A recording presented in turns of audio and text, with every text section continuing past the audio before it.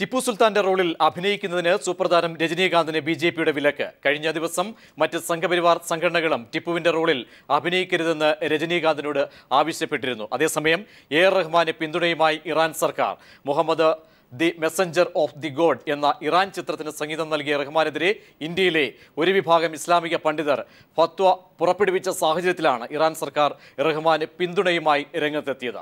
ദില്ലിയിലെ ഇറാൻ സർക്കാരിന്റെ പ്രതിനിധിയാണ് റഹ്മാനുള്ള സർക്കാർ പിന്തുണ അറിയിച്ചത്. ചിത്രത്തിൽ ഇസ്ലാമിക വിരുദ്ധമായി ഒന്നുമില്ലെന്നും ഇറാൻ പ്രതിനിധി വ്യക്തമാക്കി. പുതിയ സാഹചര്യങ്ങളിൽ സാംസ്കാരിക തലത്തിൽ സിനിമാ തലത്തിൽ പോലുമുള്ള ഇടപെടൽ അത് ഏത് രീതിയിൽ എങ്ങനെ അതിൻ്റെ അനുരണനങ്ങൾ പുരോഗമിക്കുന്നു, ഈ വിഷയമാണ് ന്യൂസ് ആൻഡ് വ്യൂസ് പരിശോധിക്കുന്നത്.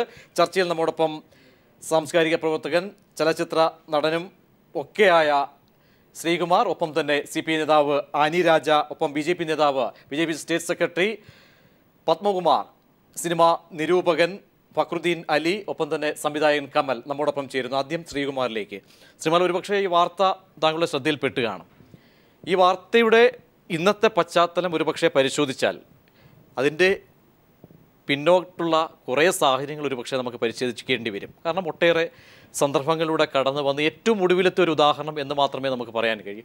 ഇത്തരത്തിൽ താങ്കളെപ്പോലെയുള്ള ഒരുപക്ഷെ സാംസ്കാരികമായി പോലും ഇടപെടുന്ന വ്യക്തികൾ ഇത്തരം വാർത്തകളെ ഏത് രീതിയിൽ നോക്കിക്കാണും? ഇത്തരം വാർത്തകൾ രജനീകാന്തിന്റെ വിഷയം നമുക്ക് ആദ്യം എടുത്താൽ, അദ്ദേഹത്തിൻ്റെ ഇതിനെപ്പറ്റിയുള്ള വാർത്ത ആദ്യം കേട്ടപ്പോഴത്തേക്ക് എനിക്ക് വലിയ ഷോക്കായിരുന്നു.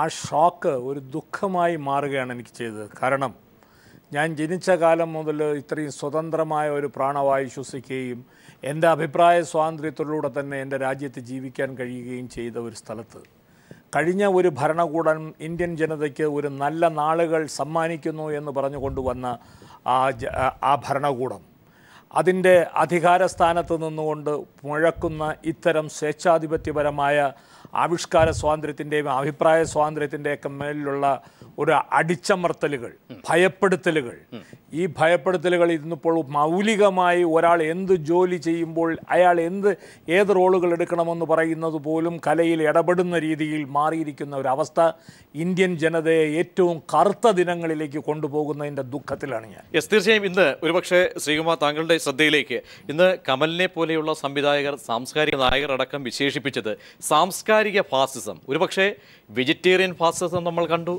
അവിടെ ഏത് രീതിയിൽ ഭക്ഷണത്തിൻ്റെ രാഷ്ട്രീയം നിശ്ചയിക്കുന്നു, എന്ത് കഴിക്കണം, അതിൻ്റെയൊക്കെ തന്നെ തലങ്ങൾ പിന്നിട്ട് മറ്റൊരു തലത്തിലേക്ക് സാംസ്കാരിക നായകന്മാർ കഴിഞ്ഞ ദിവസങ്ങളിലും കഴിഞ്ഞ മാസങ്ങളിലും കൊല ചെയ്യപ്പെട്ട ദിനങ്ങൾ, ഇതൊക്കെ കടന്ന് പുതിയ രീതിയിൽ അജണ്ട സെറ്റ് ചെയ്യുന്നുണ്ടെങ്കിൽ ഈ വിശേഷിച്ചതുപോലെ സാംസ്കാരിക ഭീകരത അതാണോ മാധ്യമങ്ങൾ അങ്ങനെ വ്യാഖ്യാനിക്കുന്നതാണോ? ഏതാണ് താങ്കളെ പോലെയുള്ളവർ ആ അർത്ഥത്തെ വ്യാഖ്യാനിക്കുന്നത്? മാധ്യമങ്ങൾ വ്യാഖ്യാനിക്കുന്നതെന്നല്ല, മാധ്യമങ്ങൾ ഇത്രത്തോളം ശക്തമായി നിൽക്കുന്നത് കൊണ്ട് ആരംഭത്തിലേ നമുക്ക് ഇതിൻ്റെ മുഖം തിരിച്ചറിയാൻ കഴിയുന്നു എന്നുള്ളതാണ് ഇതിൻ്റെ പ്രത്യേകത. ആ തിരിച്ചറിയലുകളെ ഏറ്റവും വേഗം തന്നെ ആരംഭത്തിൽ തന്നെ ഹൃദയത്തിലേക്ക് ആവാഹിക്കുകയും അതിന് ശക്തമായ പ്രതിരോധം കൊടുക്കേണ്ടതും ഇവിടുത്തെ ഓരോ സാംസ്കാരിക നായകന്മാരുടെയും നല്ല ഓരോ പൗരന്മാരുടെയും കടമയായി മാറിയിരിക്കുന്ന ഒരവസ്ഥയാണ്. ഈ അടുത്ത കാലത്ത് ഇവിടെ ഈ കയ്യിലൊരു ചരട് കിട്ടുന്ന ചടങ്ങുണ്ടല്ലോ, ആ ചടങ്ങ് ഇതൊന്നും നമ്മൾ കണ്ടിട്ടില്ലാത്തതും കേട്ടിട്ടില്ലാത്തതുമായിട്ടുള്ള ഒരുപാട് ചടങ്ങുകൾ ഇപ്പം കേരളത്തിലേക്ക് ഇങ്ങനെ കടന്നു വരുന്നുണ്ട്. ആ ചടങ്ങുകൾ വീട്ടിൽ വന്ന് ചെറുപ്പക്കാർ നടത്തിക്കഴിഞ്ഞതിന് ശേഷം ഒരു ലഘുലേഖ വിതരണം ചെയ്യുകയാണ്. ആ ലഘുലേഖയിൽ നിങ്ങൾ ഭാഗവതം വായിക്കണം, നിങ്ങൾ അത് ചെയ്യണം, ഇത് ചെയ്യണം, വിളക്ക് കൊളുത്തണം, ഇതൊക്കെ പറയുന്നു. ഇതെല്ലാം ബാല്യകാലങ്ങളിൽ എന്നെപ്പോലെയുള്ളവർ എൻ്റെ കുടുംബത്തിലെ തറവാട്ടിൽ കണ്ടു വളർന്നു വരികയും അതിനെല്ലാം ബഹുമാനിക്കുന്നവരുമാണ്. ഇതൊന്നും ആരുടെയും ഫോഴ്സ് കൊണ്ട് ചെയ്യപ്പെടേണ്ട കാര്യമല്ല. ഇവിടെ ഇടപെടുകയല്ല. ഇവിടെ ഒരുപക്ഷെ BJP ദേശീയ സെക്രട്ടറി പറയുന്ന ഒരു വാദമുണ്ട്. കാരണം ഹിന്ദുക്കളെ അടക്കം അപ്പാടെ ആക്രമിച്ച ടിപ്പു സുൽത്താൻ കേരളത്തിലൊരു പക്ഷേ ചരിത്രം പരിശോധിച്ചാൽ അവമതിപ്പുണ്ടാകുന്ന തരത്തിൽ സാംസ്കാരിക ദിശയെ ഒരുപക്ഷെ തെറ്റിച്ച വ്യക്തി എന്നൊക്കെ വ്യാഖ്യാനിക്കുകയും അവിടെ ഒരു ചലച്ചിത്ര നടനെ അവന് തീരുമാനങ്ങൾ എടുക്കാനുള്ള സ്വാതന്ത്ര്യത്തെ അടക്കം ഹരിക്കുന്ന തരത്തിലേക്ക് ഈ വാദഗതികൾ അതിന് ഉന്നയിക്കുന്നത് ശരിയാണോ? അല്ലെങ്കിൽ BJP മുന്നോട്ട് വയ്ക്കുന്ന ആ വാദഗതി താങ്കൾ എങ്ങനെ കാണുന്നു? അങ്ങനെയാണെന്നുണ്ടെങ്കിൽ ഇപ്പം മഹാഭാരതത്തിലെ കർണൻ സ്ക്രിപ്റ്റ് എഴുതി വെച്ചിരിക്കുന്ന ആളാണ് ഞാൻ. ഇനിയിപ്പം കർണനെ എനിക്ക് അവതരിപ്പിക്കാൻ പറ്റില്ലല്ലോ. കർണനെ എൻ്റെ വെർഷനിലൂടെയാണ് ഞാൻ പ്രസൻറ്റ് ചെയ്തിരിക്കുന്നത്. ഇപ്പോൾ ഈ പറയുന്ന ഫാസിസ്റ്റ് പ്രവർത്തനം നടത്തുന്നവരുടെ ആഗ്രഹത്തിനനുസരിച്ച് എനിക്ക് എഴുതി കൊടുക്കാൻ കഴിയും, എൻ്റെ ആഗ്രഹത്തിനനുസരിച്ചല്ലേ ചെയ്യാൻ കഴിയുള്ളൂ. അതുപോലെ പുരാണ കഥാപാത്രങ്ങളില്ലെങ്കിൽ കഴിഞ്ഞുപോയ ചരിത്ര പുരുഷന്മാരെ അവതരിപ്പിക്കുന്നതിൽ അവരുടെ കാലഘട്ടത്തിൽ നടന്നതിൻ്റെ പിന്നോക്കം നടക്കുന്നതാണോ ഒരു ഇന്ത്യൻ ജനതയുടെ മുന്നോട്ടുള്ള നടത്തുക? ഇതൊക്കെ കഴിഞ്ഞകാല ചരിത്രങ്ങളെ പുനരാവിഷ്കരണം ചെയ്യുന്നത് ഒരു കലാകാരൻ്റെ ധാർമ്മികമായ ചുമതലയാണ്. അതൊക്കെ ചരിത്രത്തിൻ്റെ ഭാഗമായി നിൽക്കേണ്ടതായിരിക്കാം. അത് ചിലപ്പം തിന്മയുള്ളതായിരിക്കാം, നന്മയുള്ളതായിരിക്കാം. അത് അതേപോലെ പ്രകടിപ്പിക്കുക എന്നുള്ളതാണ്. നമുക്ക് അങ്ങനെ ഒരു സംഗതിയിലേക്ക് നമ്മൾ പോകാൻ പാടില്ല എന്ന് പറയുന്നത് ഇതിൽ കവിഞ്ഞ ഒരു ഇരുളടഞ്ഞ അധ്യായം വരാൻ പോകുന്നതിൻ്റെ സൂചനകൾ അല്ലെങ്കിൽ വന്നു കഴിഞ്ഞതിൻ്റെ തുടർച്ച. ജെ.ആർ. പത്മകുമാർ, ഇന്നിവിടെ ഒരു പക്ഷേ ഇത് കേവലം ഒരു ഉദാഹരണമായിട്ട് നമ്മൾ കണ്ടു. AR റഹ്മാനെ അല്ലെങ്കിൽ പഴയ ആളുകളുടെ പേര് ഞാൻ ഒരു പക്ഷേ നരേന്ദ്ര ഒപ്പം തന്നെ പൻസാരയുണ്ട്, കൽബുർഗിയുണ്ട്. ഇതൊക്കെ ഉദാഹരണങ്ങൾ, അതിലേക്ക് നമുക്ക് പിന്നീട് പോകാം. ഒരു പക്ഷേ ആ ചർച്ച വേറെ തലത്തിലേക്ക് പോകും.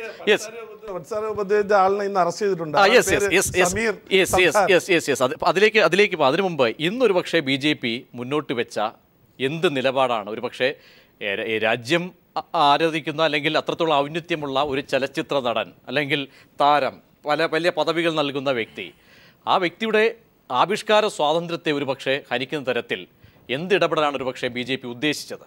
ഒരു ആവിഷ്കാര സ്വാതന്ത്ര്യത്തിൻ്റെയും അതിനെ ഒന്നും തടസ്സം ചെയ്യുന്നതൊന്നുമല്ല ഇത് നമ്മൾ പർവ്വതീകരിച്ച് കാണിക്കുന്നതാണ്. ഇപ്പോൾ കേരളത്തിൽ തന്നെ നിങ്ങൾ മുമ്പ് ഒരു സിനിമ ഇറങ്ങിയിട്ടുണ്ട്, അദ്ദേഹത്തിനൊക്കെ അറിയാമല്ലോ, മറ്റേ ഉദയനാണ് താരം. അതിൽ ശ്രീനിവാസൻ പറയുന്നുണ്ട്, ഞാൻ വലിയ നായകനാണ്, എൻ്റെ റോൾ ആരാധകർ ഒരുപാട് പേരുണ്ട്, അപ്പം ഞാൻ ഇവിടെ പോലീസിൽ നിന്ന് ഇടികൊള്ളുന്നത് എനിക്കിഷ്ടമല്ല, അതുകൊണ്ട് എൻ്റെ ആരാധകർ അത് വേദന ഉണ്ടാക്കും, അതുകൊണ്ട് ഞാൻ അത് സ്ക്രിപ്റ്റ് മാറ്റി എഴുതണമെന്ന് പറഞ്ഞു. അതൊരു സറ്റയർ ഇതായിട്ട് കാണിക്കുന്നുണ്ടെങ്കിലും ഇതന്നെയാണ് ഇതിപ്പോൾ ഇദ്ദേഹത്തിനെ പോലെ രജനീകാന്തിനെ പോലെ ഒരുപാട് ആളുകൾ ആരാധിക്കുന്ന, ഒരുപാട് ആരാധനയോടുകൂടി കാണുന്ന ഒരു നടൻ ഒരു അക്രമിയുടെ ചരിത്രത്തിലൊരു അക്രമിയായി ചിത്രീകരിച്ചിട്ടുള്ള അല്ലെങ്കിൽ യാഥാർത്ഥ്യമായി ഏറ്റവും വലിയ ക്രൂരതകൾ ഒരു സമൂഹത്തോട് നടത്തിയിട്ടുള്ള ആ വേഷം അഭിനയിക്കുന്നത് ആളുകൾക്ക് വേദനയുണ്ടാക്കും, അല്ലെങ്കിൽ അദ്ദേഹത്തെ ആരാധിക്കുന്ന ആളുകൾക്ക് വിഷമം ഉണ്ടാക്കും. ഇത്രേ പറഞ്ഞുള്ളൂ. അതുകൊണ്ട് അദ്ദേഹത്തിന് പക്ഷേ അത് മുഖവിലേക്ക് എടുക്കുന്നു. നല്ല കാര്യം ബക്രുദ്ദീൻ, അങ്ങനെ ഒരു നല്ല കാര്യം അല്ലെങ്കിൽ മുന്നോട്ട് വയ്ക്കുന്ന BJP മുന്നോട്ട് വയ്ക്കുന്നത് സതുദ്ദേശമായ നടപടി അല്ലെങ്കിൽ ഓർമ്മപ്പെടുത്തൽ, അത് മാത്രം ഉൾക്കൊണ്ടാൽ ഇവിടെ പറഞ്ഞ പത്മകുമാർ പറഞ്ഞതിന് അവിടെ അവസാനിക്കുമോ കാര്യങ്ങൾ? അവിടെ അവസാനിക്കുന്നില്ല. ചേട്ടാ എൻ്റെ നല്ല സുഹൃത്താണ്, എനിക്ക് വലിയ ബഹുമാനമാണ്. പക്ഷേ ഈ പറഞ്ഞ ശുദ്ധ അസംബന്ധമാണ്, ചരിത്രബോധം ഇല്ലാത്തതിൻ്റെ പ്രശ്നം എന്നൊക്കെ എനിക്ക് പറയേണ്ടി വരും. കാരണം അതാണ് വാസ്തവം. ഇനി ഈ ചരിത്രത്തിൽ നിങ്ങൾ എടുത്തു നോക്കിയാൽ കണ്ടല്ലോ, മധ്യകാലഘട്ടത്തെ ചരിത്രം, ടിപ്പു സുൽത്താൻ വരെയുള്ള ചരിത്രം, ബ്രിട്ടീഷുകാർ എഴുതുന്നതിനുള്ള ചരിത്രം എടുത്തു നോക്കിയാൽ നിങ്ങൾ മനസ്സിലായി എല്ലാ രാജാക്കന്മാരും അക്രമകാരികളാണ്. ഇപ്പോൾ ശിവാജി നമ്മളൊക്കെ എല്ലാവരും പിന്നെ എന്താ പറയുക വളരെ ബഹുമാനിക്കുന്ന ഹിന്ദു ധർമ്മോദ്ധാരകൻ എന്ന് സ്വയം വിശേഷിപ്പിച്ച ആളാണ് അദ്ദേഹം. നിങ്ങൾ ഒറീസയിലെ നാടൻ പാട്ടുകൾ അദ്ദേഹത്തെ വിശേഷിപ്പിക്കുന്നത് പിടിച്ചു പറിക്കാനെന്നാണ്. കാരണം അദ്ദേഹം അവരോട് കപ്പം പിരിക്കായിരുന്നു. അതുപോലെ മധ്യപ്രദേശിൽ, കർണാടകയുടെ പല ഭാഗങ്ങളിലും അത് എന്ന് വെച്ച് ശിവജിയെ പറ്റി നമുക്ക് സിനിമ എടുക്കണമെന്ന് ഒറീസക്കാർ പറഞ്ഞാൽ നമ്മളതിന് അംഗീകരിക്കും? ഇല്ല. അതുപോലെ തന്നെ ഈ രജപുത്ര രാജാക്കന്മാരും ഡൽഹി സുൽത്താനേറ്റിലെ രാജാക്കന്മാരും തമ്മിൽ അടി കൂടിയ സമയത്ത്, യുദ്ധം ചെയ്ത സമയത്തുണ്ടല്ലോ, ഈ രജപുത്ര രാജാക്കന്മാർ പരസ്പരം അടിച്ചുകൊണ്ടിരിക്കുകയായിരുന്നു.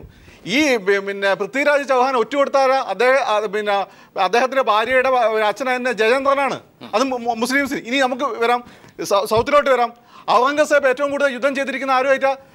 സൗത്തിലുള്ള മുസ്ലിം സുൽത്താന്മാരുമായിട്ടാണ്. ആ കാലഘട്ടത്തെ രീതി അങ്ങനെയാണ്. ഇനി നമുക്ക് നോക്കാം എന്തുകൊണ്ടാണ് ടിപ്പു സുൽത്താൻ ഇത്ര ഭീകരനായി ചിത്രീകരിക്കപ്പെട്ടിരിക്കുന്നത്. ബ്രിട്ടീഷുകാർക്ക് അന്ന് ഏറ്റവും കൂടുതൽ പേടി ഇദ്ദേഹത്തെ ആയിരുന്നു. കാരണം ഇന്ത്യ എന്നുള്ള രാജ്യം നാളെ ഇവോൾവ് ചെയ്തു വരുന്നു, ബ്രിട്ടീഷുകാർ വലിയൊരു ഭീഷണിയാണെന്ന് തിരിച്ചറിഞ്ഞുകൊണ്ട് അവർക്കെതിരെ ഏറ്റവും സംഘടിതമായ ഫൈറ്റ് നടത്തിയ അദ്ദേഹമാണ്. അതുകൊണ്ട് മാത്രമല്ല അദ്ദേഹം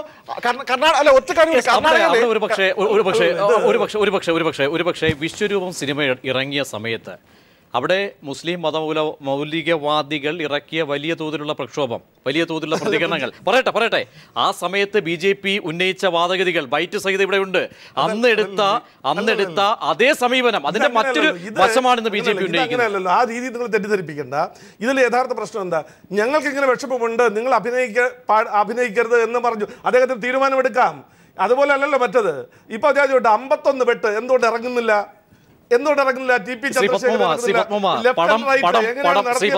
പത്മകുമാർ, പടം നിർമ്മിച്ചില്ല, അതിന്റെ എന്താണ് അതിന്റെ പൂർണ്ണ രൂപം ഒന്നും വിശ്വരൂപത്തിലേക്ക് വരികയാണ്. അതിന് മുൻപേ അത്തരത്തിൽ മതമൗലികവാദികൾ കാര്യങ്ങൾ പറഞ്ഞു. ഇവിടെ ഇപ്പോൾ ഈ സാഹചര്യത്തിലേക്ക് വരുമ്പോൾ അതിന്റെ പൂർണ്ണ രൂപം പോലും ചർച്ച ചെയ്യാതെ നിങ്ങൾ ഇത്രയും ടിപ്പു സുൽത്താൻ എന്ന് പറഞ്ഞ ക്യാരക്ടറെ കുറിച്ച് എല്ലാവർക്കും അറിയാം, ആ രാജാവിനെ കുറിച്ച് അറിയാം. ഇദ്ദേഹം ഗ്ലോറിഫൈ ചെയ്യണം, മഹത്വവൽക്കരിക്കുകയാണ് ടിപ്പു സുൽത്താൻ ബ്രിട്ടീഷുകാർക്ക്. ഇന്ത്യയുടെ ചരിത്ര ഇവിടെ മലബാർ മാനുവൽ വായിച്ചു നോക്കിയാൽ മതി. അതേപോലെ ഞാൻ TK മാധവന്റെ ഒരു പുസ്തകമുണ്ട്, ഇതിൽ എന്തൊക്കെയാണ് സംഭവം എന്നുള്ള മലബാറിൽ നടന്നിട്ടുള്ളതെന്നൊക്കെ വന്നിട്ടുണ്ട്. അത് മാതൃഭൂമി പ്രസിദ്ധീകരിച്ചതാണ്. അപ്പോൾ അതിന് കൂടുതൽ വിശദത്തിലേക്ക് പോകുന്നില്ല. അപ്പോൾ ഇങ്ങനെയുള്ള ഈ ഒരു ടിപ്പു സുൽത്താൻ എന്ന് പറയുന്ന കഥാപാത്രത്തെ രജനീകാന്ത് അവതരിപ്പിക്കുമ്പോൾ അദ്ദേഹത്തിന് ആരാധിക്കുന്ന ആളുകൾക്കുള്ളൊരു വിഷമമുണ്ട്. അതാണ്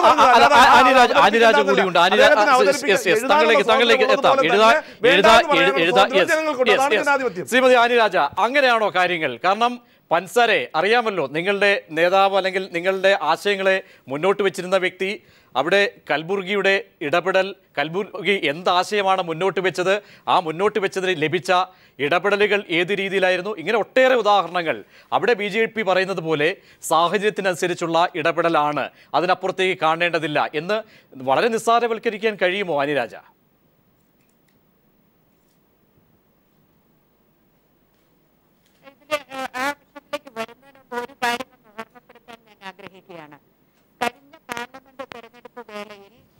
ശബ്ദത്തിൽ ചെറിയ തകരാറുണ്ട്. അവിടെ ശ്രീകുമാർ, അവിടെ ഞാൻ ഈ പറഞ്ഞ ഇത്രയും കേട്ട് കാണുമല്ലോ, ക്ഷോഭവും അല്ലെങ്കിൽ അദ്ദേഹം പ്രകടിപ്പിച്ച ആ ഒരു ആത്മരോക്ഷവും.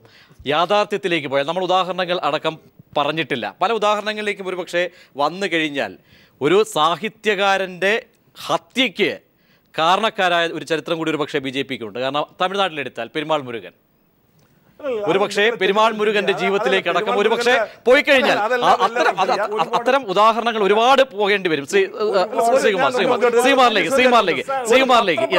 കേരളത്തിലൊരു പത്രപ്രവർത്തകൻ ഷാജഹാൻ, നിങ്ങൾക്കറിയാലോ, ഏഷ്യാനെറ്റ് കണ്ണൂർ ബ്യൂറോയിൽ നിന്ന് മാറ്റേണ്ടി വന്നത് എന്തുകൊണ്ടാണ്? ആവിഷ്കാര സ്വാതന്ത്ര്യം ഉറച്ച് വിശ്വസിക്കുന്ന പുരോഗമനപര സംസ്ഥാനമാണ് കേരളം.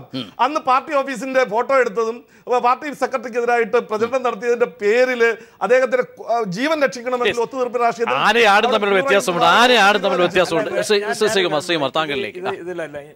ഇദ്ദേഹത്തിന് ഇപ്പൊ ഈ അവസരത്തിൽ ഇങ്ങനെ അദ്ദേഹം സംസാരിക്കുന്നതിൽ നമ്മൾ ക്ഷുതരാവേണ്ട ആവശ്യമില്ല. കാരണം അദ്ദേഹത്തിന് അങ്ങനെ പറ്റുള്ളൂ. ഇദ്ദേഹം നേരത്തെ ടിപ്പു സുൽത്താന്റെ തുടക്കത്തിൽ പറഞ്ഞ ഒരു പോയിന്റ് ഞാൻ പറയട്ടെ. നാളെ ഇനി നരേന്ദ്രമോദി ബഹുമാനപ്പെട്ട പ്രധാനമന്ത്രിയെ അദ്ദേഹത്തിനെ കുറിച്ച് നമുക്കൊരു ചിത്രം എടുക്കേണ്ടി വരുമ്പോഴത്തേക്ക് കുറെ ആൾക്കാർ പറയണം അദ്ദേഹം ഗുജറാത്തിൽ കൊല നടത്തിയിട്ടുള്ള ആളാണ്, അദ്ദേഹത്തിന്റെ ചിത്രം എടുക്കാൻ ഒക്കില്ല എന്ന് പറഞ്ഞുകൊണ്ട് വന്നിരുന്നാൽ അന്ന് എന്ത് പറയും?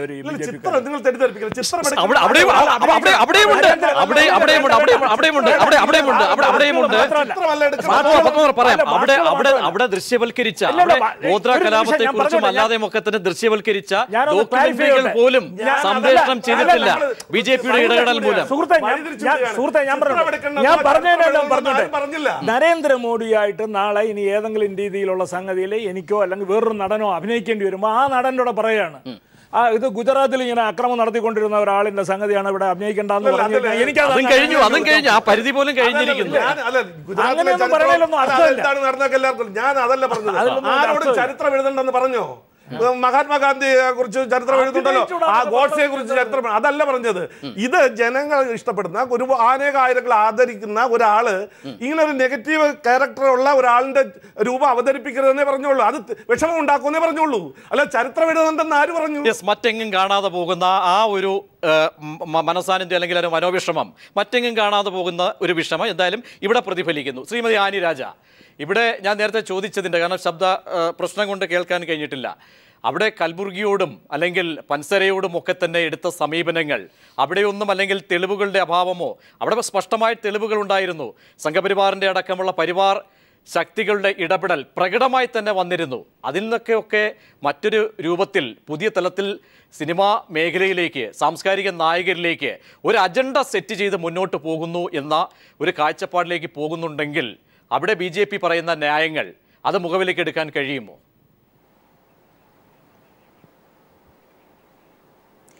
അതാണ് ഞാൻ തുടക്കത്തിൽ പറയാൻ ശ്രമിച്ച കാര്യം വീണ്ടും ഒന്നുകൂടി ആവർത്തിക്കുകയാണ്.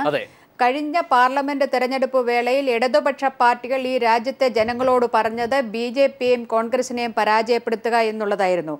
അതിൽ BJPയെ പരാജയപ്പെടുത്തണമെന്ന് പറഞ്ഞതിന് പ്രധാനപ്പെട്ട 2 കാരണങ്ങളുണ്ട്.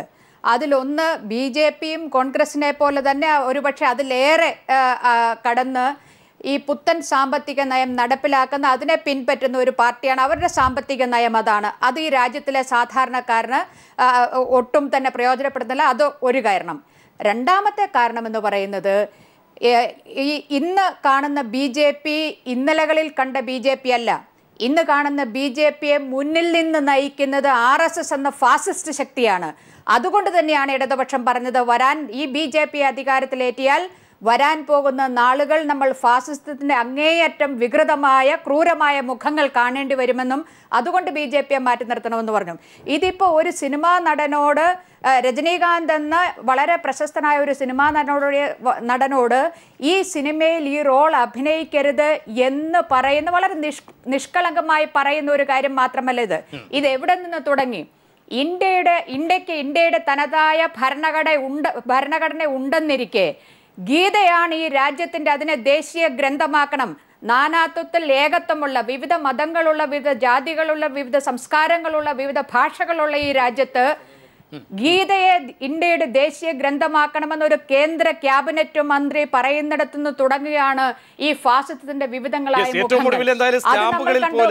നിശ്ചയിക്കപ്പെടുന്ന സ്റ്റാമ്പുകളിൽ പോലും, ഇറങ്ങാൻ പോകുന്ന സ്റ്റാമ്പുകളിൽ പോലും അവരത് കാണിച്ചിട്ടുമുണ്ട്. ഒരു പക്ഷേ പത്മ പറയട്ടെ, ഇവിടെ ആനി രാജ പറയുന്ന നിഷ്കളങ്കത, നിങ്ങൾ പറയുന്ന നിഷ്കളങ്കത ആർക്കും മനസ്സിലാകാതെ പോകുന്നതിന്റെ സാഹചര്യം അതാണ്.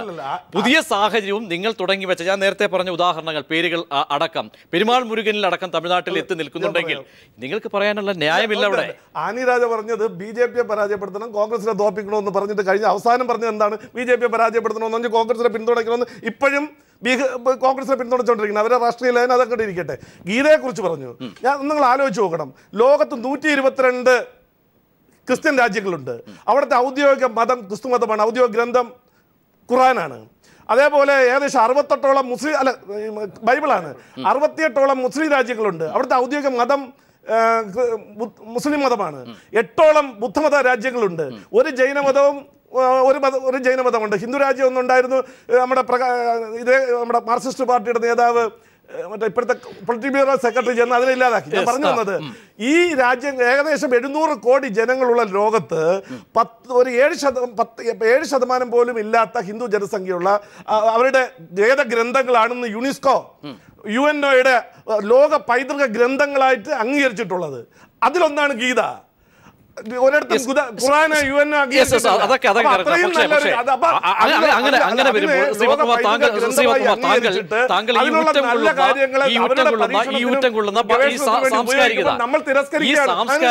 ഈ സാംസ്കാരിക നിലനിർത്തണമെങ്കിൽ എന്തായാലും യുക്തിഭദ്രമായ വിമർശനങ്ങൾ ഉന്നയിക്കുന്നവരെ ഹനിച്ചു കളയാം എന്നാരും പറഞ്ഞില്ല. ഞാൻ നേരെ നിങ്ങൾ പറഞ്ഞു ഗോവിന്ദ് പൻസാരെ കൊന്നതായിട്ട് ഇന്ന് മഹാരാഷ്ട്ര പോലീസ് അറസ്റ്റ് ചെയ്ത് സമീർ ഗൈ സഖാവാദ് എന്നുള്ള ആളിനെയാണ്. ഇതും BJPയുടെ മണ്ടയിലാണ് വെക്കുന്നത്.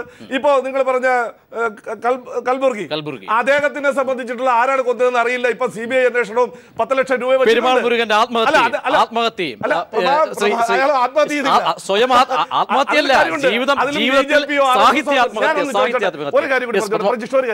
ഈ ഹിന്ദു സംഘടനകളെല്ലാം RSSന്റെ BJPയുടെ മണ്ടയിൽ കെട്ടിവെക്കണ്ട. ഒരുപാട് ഹിന്ദു സംഘടനകളാണ്. എങ്കിൽ കമ്മ്യൂണിസ്റ്റ് പാർട്ടി എന്ന പേരുള്ള നിരവധി സംഘടനകൾ കേരളത്തിൽ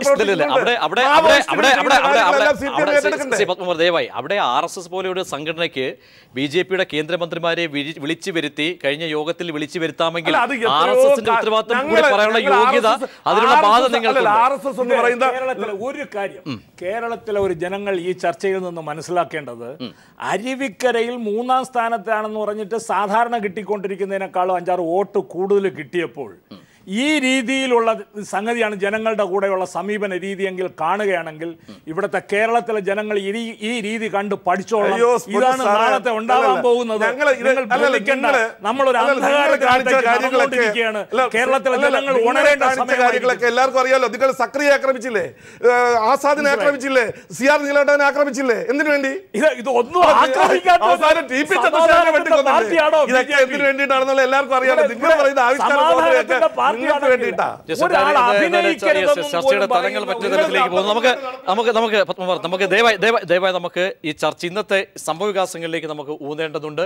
ചർച്ചയിലേക്ക് വരുമ്പോൾ ഫക്രുദ്ദീൻ, എന്തായാലും വളരെ വലിയ തോതിൽ സങ്കീർണമായ ഒരു ആശയ സംവാദം അവിടെ ഇന്നത്തെ സാഹചര്യങ്ങളൊക്കെ എടുത്താൽ ഒരു അജണ്ടയിലൂടെ നിശ്ചയിക്കപ്പെട്ട് നമ്മുടെ വഴിയെ പോവുക, അല്ലെങ്കിൽ ആത്മഹത്യാപരം. പെരുമാൾ മുരുകൻ്റെ തന്നെ ഞാൻ വാക്കുകളെടുക്കുകയാണ്, എനിക്ക് പോകാൻ കഴിയുന്നില്ല ആ ഒരു അജണ്ടയിലൂടെ, അതുകൊണ്ട് ഞാനിവിടെ സാഹിത്യം, എൻ്റെ എഴുത്ത് പേന ഉപേക്ഷിക്കുന്നു, ഞാൻ ആത്മഹത്യ ചെയ്യുന്നു. ഹിന്ദുവിൻ്റെ എഡിറ്റോറിയൽ അദ്ദേഹം എഴുതിയതാണ്.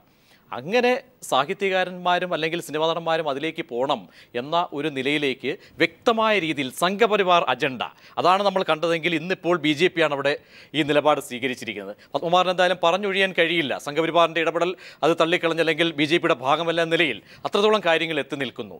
എങ്ങനെ പോകുന്നു? ആത്മഹത്യാപരമാണോ നിലപാടുകൾ? തീർച്ചയായും ആത്മഹത്യ ഒരു പ്രതിഷേധമാണ്, അറിയാലോ. നട്ടല് വളച്ച് ജീവിക്കുന്നതിനെക്കാട്ടും നല്ലത് ആത്മഹത്യ ചെയ്യുന്നതാണ്. ഇപ്പോൾ കഥാവിശേഷം സിനിമയിൽ ദിലീപ് ചെയ്ത പോലെ നമുക്കൊന്നും ചെയ്യാൻ പറ്റില്ല, നിസ്സഹായാവസ്ഥയിൽ പിന്നെ അങ്ങനെയെങ്കിലും രേഖപ്പെടുത്തുന്നുള്ള അതാണ് പെരുമാൾ മുരുകൻ ചെയ്തത്. പെരുമാൾ മുരുകൻ്റെ ഒക്കെ വിഷയം നമ്മൾ എടുത്തു നോക്കുന്ന സമയത്ത് നമുക്ക് മനസ്സിലാകുന്നത് ഇത് നേരിട്ട് RSS ഒരു ബന്ധം കാണില്ല. RSS അവിടുത്തെ പ്രാദേശിക ഹിന്ദു നേതാക്കന്മാരെ ഇളക്കി വിട്ടുകൊണ്ടൊരു സ്ട്രാറ്റജി ക്ലാരിഫൈ ചെയ്യാം. RSS ഈസ് ഹൈഡ്രയുടെ പ്രത്യേകത എന്നെ നിങ്ങളെപ്പോൾ ഒറ്റ തലല്ല, പല തലകളുണ്ടാവും. ഈ ബജ്രംഗ് ദൾ എന്ന് പറഞ്ഞ സംഭവത്തിന് ഉണ്ടാക്കി വിടും. ഇവർ പല സ്ഥലങ്ങളിൽ പോയിട്ട് ഹനുമാൻ സേന, ശ്രീകൃഷ്ണ സേന, മറ്റേന്ന് ഓരോ സേന ഉണ്ടാക്കും. ഇവരാണ് പ്രശ്നം. They are loosely connected to RSS and they are Hindutvaadis. And Godse was also a Hindutvaadi. I'm not saying that Godse is a RSS man. He was an Hindutvaadi. അതാണ് ഹിന്ദു മഹാസഭേൻ്റെ ആളായിരുന്നു. ഈ ഹിന്ദു മഹാസഭയുടെ വേറെ ആളാ ഭാരതനെ കൊടുത്തിട്ടുള്ള നമ്മുടെ മദൻ മോഹൻ മാളവ്യ. അപ്പോൾ ഞാൻ പറഞ്ഞു വരുന്നത് എന്താണെന്ന് വെച്ചാൽ നമ്മൾ ചരിത്രത്തെ അതിൻ്റെ സമഗ്രതയിൽ കാണാം. നമ്മൾ എന്തിനാണ് ചരിത്രം പഠിക്കുന്നത്? നമ്മുടെ ജീവിതത്തെ സുഖകരമാക്കി മാറ്റാൻ, ഇന്നലത്തെ തെറ്റുകൾ ആവർത്തിക്കാതിരിക്കാൻ വേണ്ടിയിട്ടാണ്. ഇന്നലെ തെറ്റായി ചിത്രീകരിക്കപ്പെട്ട ആളുകൾ അവരുടെ സമഗ്രതയെ കണ്ട് അവരെന്താണ് എന്ന് മനസ്സിലാക്കാൻ വേണ്ടിയിട്ടാണ്. ആണല്ലോ ഇവർ ഇപ്പോൾ മുസ്ലിം വർഗീയവാദികളാണെങ്കിലും ഇപ്പോൾ പാകിസ്ഥാൻ എങ്ങനെയാണ്? പാകിസ്ഥാൻ ഔറംഗസേബ് വലിയ ദൈവമാണ്.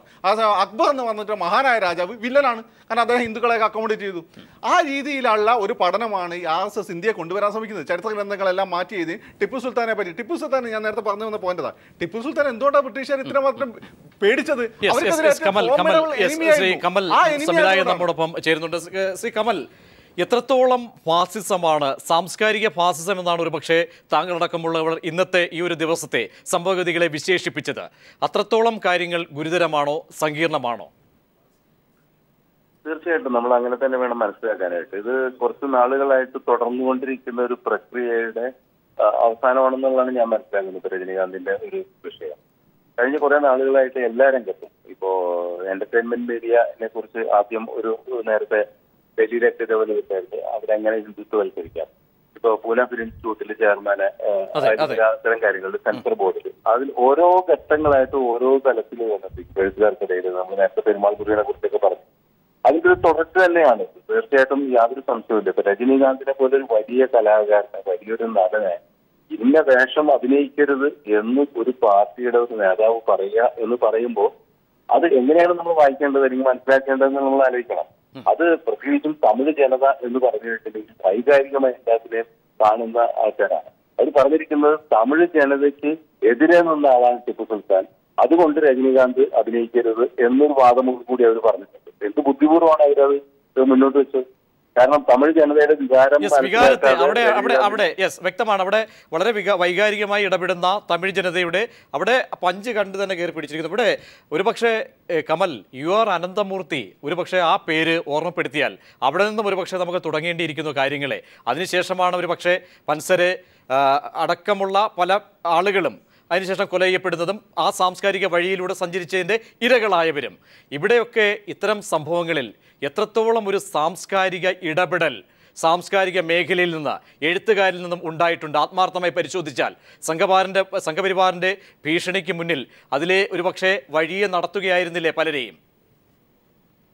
തീർച്ചയായിട്ടും. ഇപ്പൊ അനന്തമൂർത്തിയുടെ കാര്യം നമുക്ക് എല്ലാവർക്കും അറിയാം. അദ്ദേഹത്തിന് പാകിസ്ഥാനിലേക്കുള്ള വിസയും ടിക്കറ്റും റെഡിയാക്കിയെന്നാണ് കർണാടകയിലുള്ള ഈ ഹനുമാൻ സേനക്കാരും ബജരംഗ് അവരൊക്കെ പറഞ്ഞത്. അപ്പൊ ആ രീതിയിലാണ് ഈ ഇന്ത്യയിൽ ജീവിക്കാൻ നിനക്ക് അവകാശമില്ല എന്നാണ് പറയുന്നത്. നമുക്ക് MF ഹുസൈന്റെ കാര്യം അറിയാം. MF ഹുസൈൻ ഈ നാട് വിടേണ്ടി വന്നു. ഇന്ത്യയിൽ നിന്ന് പോയി അദ്ദേഹം ഖത്തർ പൗരനായി മാറി അവിടെ കിടന്ന് മരിച്ചു അദ്ദേഹത്തിന്. അപ്പോ ഇതുപോലെ ഏത് കലാകാരനായാലും ശരി, ഏത് രീതിയിലായാലും ഇവർക്കെതിരെ സംസാരിക്കുകയോ പ്രവർത്തിക്കുകയോ എഴുതുകയൊക്കെ ചെയ്യുന്നവർ നീ ഇന്ത്യയിൽ ജീവിക്കേണ്ട. ഇന്ത്യ എന്ന് പറയുന്നത് ഇപ്പൊ നേരത്തെ എന്റെ സുഹൃത്ത് ഒരു ടെലിവിഷനിൽ പറയുന്നത് കേട്ടു, പത്മകുമാരൻ, അതെ. ഇവിടെ ഹിന്ദുമതം ഇപ്പോൾ ഖുർആൻ ഇസ്ലാമിക രാജ്യങ്ങളിൽ ഖുർആൻ അവരുടെ ദേശീയ ഗ്രന്ഥമാണെന്ന് പറയുമ്പോൾ അത് ഇസ്ലാമിക നിയമമുള്ള ഇസ്ലാമിക രാഷ്ട്ര വ്യവസ്ഥയുള്ള അല്ലെങ്കിൽ ക്രിസ്ത്യൻ രീതിയിൽ ആ രീതിയിലുള്ള ഒരു രാജ്യമാണ്. ഇത് ജനാധിപത്യ രാജ്യമാണ്. ഇവിടെ ഗീത വായിക്കേണ്ടെന്നോ ഗീത വായിക്കപ്പെടേണ്ടെന്നോ ആരും പറയുന്നില്ല. അതുപോലെ ബൈബിൾ വായിക്കാനും ഖുർആൻ വായിക്കാനും അതിനെ നിർവചിക്കാനുള്ള അവകാശം എല്ലാവർക്കും ഉണ്ട്. അങ്ങനെയുള്ള ഒരു സമൂഹത്തിലാണ് ഒരു കലാകാരന്റെ സ്വാതന്ത്ര്യത്തിന് നേരെ കടന്നുകയറ്റം. അത് ഓരോ കലാകാരന്മാരും ഏത് മേഖല എഴുത്തുകാരനായാലും ശരി. നമുക്കറിയാം, നമ്മളിപ്പോ ഈ സാംസ്കാരിക പൈതൃകത്തെ കുറിച്ച് പറയുമ്പോൾ ഇവിടെ എങ്ങനെ ഇപ്പൊ കേരളത്തിനെ സംബന്ധിച്ചോളം 50കളിലൊക്കെ എങ്ങനെയാണ് ഒരു സാംസ്കാരിക നവോത്ഥാനം ഉണ്ടായത്? ഇടതുപക്ഷങ്ങളൊക്കെ തീർച്ചയായും അവരുടെ ഒരുപാട് ഇടതുപക്ഷ ചായ്വുള്ള കലാകാരന്മാരുടെ എഴുത്തും അതുപോലെയുള്ള കലാസൃഷ്ടികളൊക്കെ തന്നെ ജനങ്ങളെ സ്വാധീനിച്ചിട്ടുണ്ട്. ഈ സെക്യുലർ മനോഭാവം തീർച്ചയായും കമൽ വളരെ വ്യക്തമായ ഒരു പോയിന്റാണ് താങ്കൾ ചൂണ്ടിക്കാട്ടിയത്. ഒരുപക്ഷെ ആനി രാജയ്ക്ക് അക്കാര്യത്തിൽ ഇടപെടാൻ കഴിയും. ശ്രീമതി ആനി രാജ, ഇവിടെ ഇത്തരം സംഭവങ്ങൾ ഒരുപക്ഷെ ആവർത്തിക്കുന്ന ഘട്ടത്തിലൊക്കെ ഒരു ഇടപെടൽ അത് കേരളത്തിലായാലും അല്ലെങ്കിൽ നിങ്ങൾ പ്രതിദാനം ചെയ്യുന്ന വേദികളിലൊക്കെ തന്നെ ആ രീതിയിൽ കത്തിപ്പടർന്നിരുന്നു. അവിടെ അതൊക്കെ ഒരുപക്ഷെ പ്രതിഷേധ രൂപമായി ഉയരുകയും ചെയ്തിരുന്നു. ഇന്നത്തെ സാഹചര്യത്തിൽ എന്തുകൊണ്ട് മറുവശത്തേക്ക് കാര്യങ്ങൾ ധ്രുവീകരിക്കപ്പെടുന്നു? അവിടെ മൂല്യച്യുതി സംഭവിക്കുന്ന ഒരു പക്ഷേ ഇത്തരം ആശയങ്ങൾക്ക് പല വിമർശകരും രാഷ്ട്രീയ നിരീക്ഷകരും അല്ലെങ്കിൽ പല സാംസ്കാരിക പ്രവർത്തകരൊക്കെ ഒരു പക്ഷേ തേടുന്നത് നിങ്ങളുടെയൊക്കെ തന്നെ സ്വരമായിരിക്കും. അവിടെയൊക്കെ എന്തുകൊണ്ട് മൂർച്ച നഷ്ടപ്പെടുന്നു? അത് വിലയിരുത്താൻ ഇടതുപക്ഷം പരാജയപ്പെടുന്നുണ്ടോ?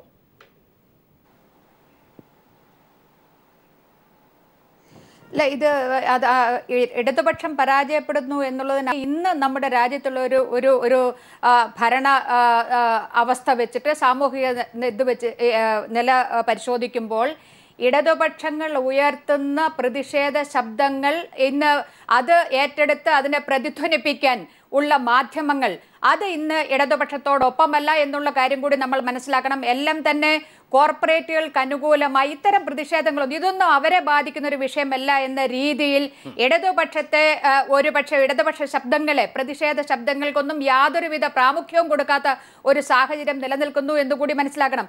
ഞാൻ ഒന്നുകൂടി സൂചിപ്പിക്കാൻ ആഗ്രഹിക്കുകയാണ്. ശ്രീ കമൽ അത് സൂചിപ്പിച്ചു കഴിഞ്ഞു. എന്നാലും ശ്രീ പത്മകുമാറിനെ ഒന്നുകൂടി ഓർമ്മിപ്പിക്കുകയാണ്. ഏതെങ്കിലും ഒരു രാജ്യത്ത് മതഗ്രന്ഥം അവരുടെ ദേശീയ ഗ്രന്ഥമായിട്ടുണ്ടെങ്കിൽ അതൊരു മതരാഷ്ട്രമാണ്. അത്തരത്തിലുള്ള തിയോക്രാറ്റിക് കൺട്രിയാണത്. ഇന്ത്യ എന്ന് പറയുന്നത് ഒരു ജനാധിപത്യ രാജ്യമാണ്. അത്തരം ഒരു ജനാധിപത്യ രാജ്യത്തിൽ ഈ രാജ്യത്തിന് ഒരു ഭരണഘടനയുണ്ട്. ആ ഭരണഘടനയാണ് മറ്റേത് മതത്തിന്റെ പുസ്തകത്തെക്കാൾ, അത് ബൈബിൾ ആയിരുന്നാലും ശരി, ഖുർആൻ ആയിരുന്നാലും ശരി, ഗീതയായിരുന്നാലും ശരി, അതിനേക്കാൾ എല്ലാം ഉപരിയായി എല്ലാത്തിനും ഉപരിയായി നിൽക്കുന്ന ഈ രാജ്യത്തിന്റെ ഭരണഘടന എന്ന പുസ്തകമാണ്. അത് നമ്മൾ മനസ്സിലാക്കണം. അതോടൊപ്പം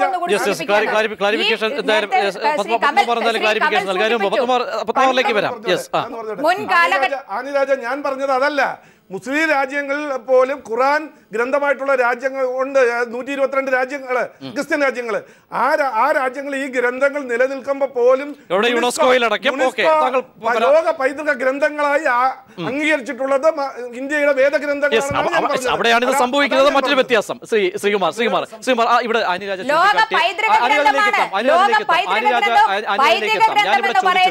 ഇടതുപക്ഷത്തിന്റെ ഒരുപക്ഷെ മൂല്യശോഷണം സംഭവിച്ചിട്ടുണ്ടോ? ഒരുപക്ഷെ കമലടക്കം സൂചിപ്പിച്ചു.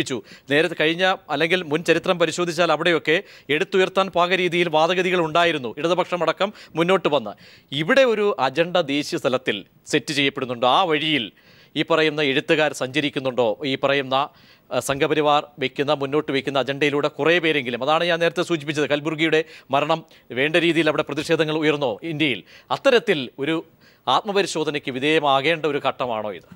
ഇടതുപക്ഷത്തിൻ്റെ ഒരു ചോർച്ചയൊന്നും ഇവിടെ സംഭവിച്ചായിട്ടൊന്നും രാഷ്ട്രീയത്തിൽ ഒരു ചരിത്രം രേഖപ്പെടുത്തി കഴിഞ്ഞിട്ടില്ല. അജണ്ട ആ രീതിയിൽ അജണ്ടയല്ല. യഥാർത്ഥത്തിൽ ഇവിടെ നിൽക്കുന്നത് സാധാരണക്കാരൻ്റെ കൂടെ ഈ രാജ്യത്തിൻ്റെ എല്ലാ മൗലിക അവകാശങ്ങളെയും നിലനിർത്തണമെന്ന് പറയുന്ന അജണ്ടയേ ഉള്ളൂ ഇടതുപക്ഷത്തിന്. ഇവിടെ ഇടതുപക്ഷത്തിന് യാതൊരു ചോർച്ചയും സംഭവിച്ചുകൊണ്ടല്ല. എനിക്ക് തോന്നുന്ന വേറൊരു രീതിയിലാണ്. അതായത് കേന്ദ്ര ഗവൺമെൻറ്റിൻ്റെ ഇന്നത്തെ നയപരിപാടികളെ പറ്റി ഒരു വിമർശനം വരാതിരിക്കാൻ വേണ്ടി കൂടെ ഇങ്ങനെയുള്ള ഒരു പ്രശ്നങ്ങളും കൂടെ ഇട്ടുകൊടുത്താൽ ആ യഥാർത്ഥ പ്രശ്നങ്ങളിൽ നിന്ന് ജനങ്ങളുടെ ശ്രദ്ധ തിരിക്കാൻ കൂടി ചെയ്യുന്ന ഒരു രീതിയും കൂടെയാണ് ഇതിനകത്ത് അപ്ലൈ ചെയ്തിരിക്കുന്നതെന്നാണ്. കാരണം ഇന്നിപ്പോൾ മാധ്യമങ്ങളിലെല്ലാം ചർച്ച വരുന്നത് ഇവരുടെ ഒരു ആവശ്യമില്ലാത്ത കാര്യങ്ങളാണ്. അവിടെ പണ്ട് മോഡി അധികാരത്തിൽ വരുന്ന സമയത്ത് ഒരു ഈവന്റ് മാനേജ്മെന്റ് കളിയെ പറ്റി പറഞ്ഞിട്ടുണ്ടല്ലോ. ഇതൊക്കെ ചേർന്നുള്ള ഒരു പിന്നെ ഗ്രൂപ്പാണോ ഈ പറയുന്നത്? തീർച്ചയായിട്ടും അത് ഇത്തവണ വന്നിട്ടുണ്ടല്ലോ. ഇപ്പം ഫേസ്ബുക്കിൽ ഇത്തവണ വന്നിട്ടുണ്ടല്ലോ. ഇദ്ദേഹം വിദേശ രാജ്യങ്ങളിൽ ചെല്ലുമ്പോൾ എങ്ങനെ ആളുകൾ കൂടുന്നു, ഏത് ഏജൻസിയെ കൊണ്ടുവന്ന് വർക്ക് ചെയ്യിപ്പിക്കുന്നു എന്നുള്ള ന്യൂസ് ഇന്ന് വന്നിട്ടുണ്ട്. ഒരുപക്ഷെ ആ ഒരു അജണ്ടയിൽ ഇവരെ കമ്മ്യൂണിസ്റ്റ് നേതാക്കന്മാർ എംപിമാർ ഉൾപ്പെടെ ഒബാമയ്ക്ക് കത്തയച്ചത് അങ്ങോട്ട് വിളിക്കരുത് എന്ന്. ഇപ്പൊ ഒരു ജാള്യതയാണ്. നമുക്ക്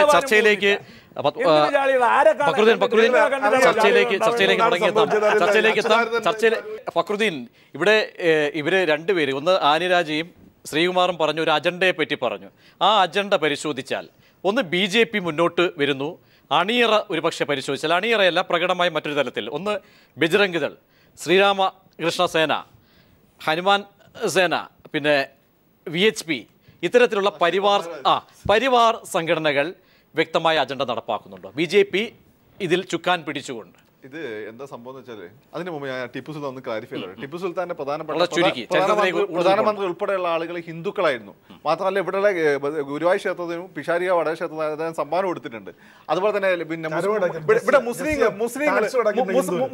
മുസ്ലിങ്ങൾ അദ്ദേഹത്തിനെതിരെ ഫൈറ്റ് ചെയ്തിട്ടുണ്ട്. ഹിന്ദുക്കൾ അദ്ദേഹത്തിനൂടെ ഇവിടെ കേരളത്തിൽ അദ്ദേഹം വരാൻ പിന്നെ സാമൂതിരിക്കെതിരെ പാലക്കാട്ടുള്ള നാട്ടുരാജാവ് ക്ഷണിച്ചതുകൊണ്ടാണ് ഇങ്ങനെ ഒരുപാട് പ്രശ്നങ്ങളുണ്ട്.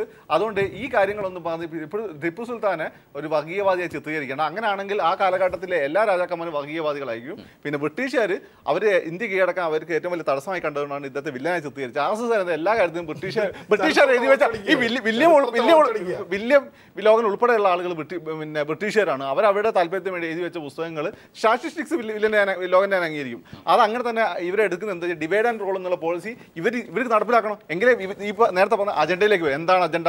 ഇവിടെ എന്ന് വെച്ചാൽ ഇന്ത്യനെ അങ്ങോട്ട് ഉദ്ധരിക്കും. ഓരോ ഇന്ത്യക്കാരനും സ്വിസ് ബാങ്ക് എന്ന് കള്ളപ്പണം പിടിച്ചുകൊണ്ട് 15 ലക്ഷം വീതം കൊടുക്കുന്നത്. സത്യം പറഞ്ഞാൽ ഞാൻ വിചാരിച്ചു XUV 500 മഹീന്ദ്രന്റെ വണ്ടിയുണ്ട്, ഞാൻ ഐറ്റൊന്ന് മേടിക്കണമെന്ന് വിചാരിച്ചായിരുന്നു. സത്യത്തിൽ ഈ പൈസ കിട്ടിയിട്ട് അപ്പോൾ അങ്ങനെയൊക്കെ പ്രഖ്യാപിച്ച മോഡി ഒന്നും ചെയ്യുന്നില്ല. ആകപ്പാടെ ഒരു പറഞ്ഞു കഴിഞ്ഞാല് ചർച്ച നടക്കുന്നത് ഞാനിതുപോലെ ഇടപെടും. അത് ഞാൻ പറയട്ടെ. അപ്പം ജൻധൻ യോജന പോലെയുള്ള 1-2 പരിപാടികൾ വെച്ച് കാര്യമായി ഒരു ഇമ്പാക്ട് ഒന്നും ഉണ്ടാക്കുന്നില്ല. എല്ലാം വാഗ്ദാനങ്ങൾ മാത്രം 100% തയ്യാറാണ് കേന്ദ്ര ഗവൺമെന്റ് നയങ്ങൾ ചർച്ച ചെയ്യാൻ. അത് വേറെ സബ്ജക്ട്. ശ്രീമതി ആനിരാജ, അവിടെ ഈ പറയുന്ന രീതിയിൽ ആണെങ്കിൽ ഒരുപക്ഷെ എന്തായാലും തമിഴ്നാട് വരെ കാര്യങ്ങൾ എത്തി നിൽക്കുന്നു. അവിടെ ഹനുമാൻ സേന അല്ലെങ്കിൽ RSSന്റെ വ്യക്തമായ ഒരു അണിയറ നീക്കങ്ങൾ ഇക്കാര്യത്തിൽ എന്തായാലും ഉണ്ട്. കേരളത്തിലേക്ക് അടക്കം ഇതിൻ്റെ അനുരണങ്ങൾ വ്യാപിക്കാവുന്ന ഒരു സ്ഥിതിയാണോ? ഒരുപക്ഷെ ചരിത്രം പരിശോധിച്ചാലും ഇപ്പോഴും കേരളം ഇത്തരം സാംസ്കാരിക ശൂന്യതയൊന്നും കടന്ന് എതിർക്കുന്ന ഒരു സമീപനമായിരുന്നു. അത് ഒരുപക്ഷെ കേരളത്തിൽ കൂടി ഇതിൻ്റെ അനുരണനങ്ങൾ വ്യാപിക്കും എന്ന ഒരു ആശങ്ക ഒരുപക്ഷെ മുന്നോട്ട് വെക്കേണ്ട ഒരു സന്ദർഭമാണോ ഇത്?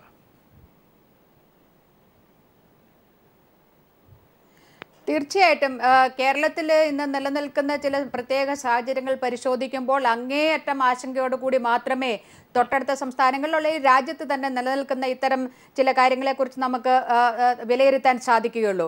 ഇപ്പോൾ ഏറ്റവും അടുത്ത കാലത്ത് നടന്ന ഒരു വലിയ വിവാദം എന്ന് പറയുന്നത് ശ്രീനാരായണ ഗുരുവിനെ കുരിശിലേറ്റി എന്ന് പറയുന്ന ഒരു വലിയ വിവാദമായിരുന്നു. നമ്മൾ ഇന്നത്തെ ചർച്ചയിൽ അത് തൊടാതെ കടന്നു പോകാൻ നമുക്കാകുമോ? അതാകില്ല എന്നാണ് എനിക്ക് തോന്നുന്നത്. ശ്രീനാരായണ ഒരു ജാതി, ഒരു മതം, ഒരു ദൈവം, മനുഷ്യനെന്ന് പറഞ്ഞ് എല്ലാ മനുഷ്യരെയും സ്നേഹത്തിൽ ഐക്യപ്പെടുത്തിക്കൊണ്ട് മുന്നോട്ട് പോകാൻ പരിശ്രമിച്ച ഒരു വ്യക്തിയെ ഏതെങ്കിലും ഒരു മതത്തിൻ്റെ കുടക്കീഴിൽ പിടിച്ചു കെട്ടാൻ നടത്തിയ ശ്രമത്തെ തീർച്ചയായും ആ ഒരു ശ്രമം അദ്ദേഹത്തെ കുരിശിലേറ്റുന്നതിന് തുല്യം തന്നെയാണ്. അതല്ല എന്ന് പറയാൻ സാധിക്കില്ല. എന്നാൽ അതുമായി ബന്ധപ്പെട്ട് വന്ന ഇത്ര വലിയ അതിനേക്കാൾ വലിയ വിപത്തുകൾ കേരളത്തിലെ ജനത, കേരള സമൂഹം എന്ന് നേരിട്ടുകൊണ്ടിരിക്കുകയാണ്.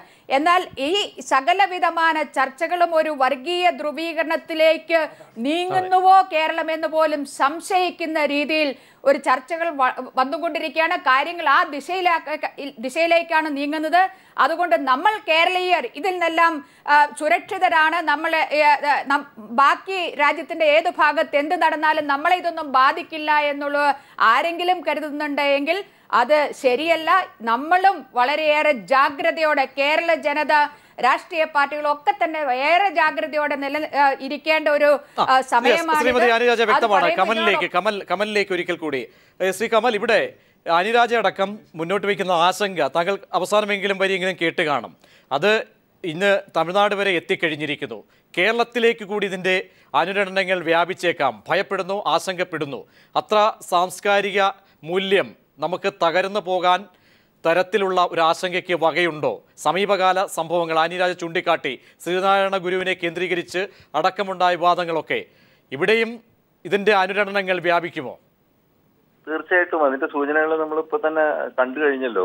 ഡോക്ടർ എം ബഷീർ അദ്ദേഹം മഹാഭാരതത്തെ കുറിച്ച് ആർട്ടിക്കിൾ എഴുതിയെന്ന് പറഞ്ഞിട്ട് അദ്ദേഹത്തിന് ഭീഷണി വന്നിട്ടുണ്ടല്ലോ. അതിനുശേഷം അദ്ദേഹം കുറെ ദിവസം വീട്ടില് ഭയപ്പെട്ടിട്ട് വാതിൽ പോലും തുറന്നില്ല. ആരെങ്കിലും അതിഥികൾ വന്നു കഴിഞ്ഞാൽ ഫോൺ എടുക്കില്ലായിരുന്നു. അങ്ങനെയൊക്കെ അദ്ദേഹം ഭയപ്പെട്ടിരുന്നു. അപ്പോ ഈ രീതിയിൽ കേരളത്തിലേക്കും അതിന്റെ സൂചനകൾ വന്നിട്ടുണ്ട്. ഇത് ഏറ്റവും പ്രധാനപ്പെട്ട ഇപ്പൊ നമ്മളെല്ലാവരും പറയും സംഘപരിവാർ അജണ്ട എന്ന് പറയുമ്പോൾ എല്ലാ മത തീവ്രവാദ സംഘടനകളും ഇത് തന്നെ ചെയ്തുകൊണ്ടിരിക്കുന്നു. അതെ, റഹ്മാന്റെ പേരിലും അല്ലെങ്കിൽ വിശ്വരൂപ സിനിമയുടെ പേരിലും നമ്മൾ കണ്ടത് മറ്റൊരു തരത്തിലുള്ള ഒരു ഉദാഹരണങ്ങൾ. റഹ്മാന്റെ ഇപ്പൊ നമ്മൾ രജനീകാന്തിന്റെ ഈ സംഭവത്തിന് അപലപിക്കുമ്പോൾ തന്നെ റഹ്മാന്റെ സംഭവം അദ്ദേഹത്തിനെതിരെ 10 പുറപ്പെടുവിച്ചിരിക്കുന്നു. ഇന്ത്യയിൽ ലോകത്ത് എന്തോരം മുസ്ലിം രാഷ്ട്രങ്ങളുണ്ട്. ഈ മുഹമ്മദ് നബിയെ കുറിച്ച് സിനിമ എടുക്കും. ഇറാൻ ഗവൺമെന്റ് എടുക്കുന്ന സിനിമയാണത്. മജീദ് എന്ന് പറഞ്ഞ ലോക പ്രശസ്തനായ ഫിലിം മേക്കർ സംവിധാനം ചെയ്യുന്ന സിനിമയിൽ റഹ്മാൻ മ്യൂസിക് ചെയ്യണം. നമ്മൾ ഇന്ത്യ പോലെയുള്ള ഒരു രാജ്യത്തെ വലിയ കലാകാരൻ കിട്ടുന്ന വലിയ അംഗീകാരമാണ്. ആ അംഗീകാരത്തിന് പകരം അതിൽ റഹ്മാനെതിരെ 10 പുറപ്പെടുവിച്ചിരിക്കുകയാണ്. മുഹമ്മദ് നബിയെ കുറിച്ചുള്ള സിനിമയിൽ സംഗീതം ചെയ്യാൻ പാടില്ല.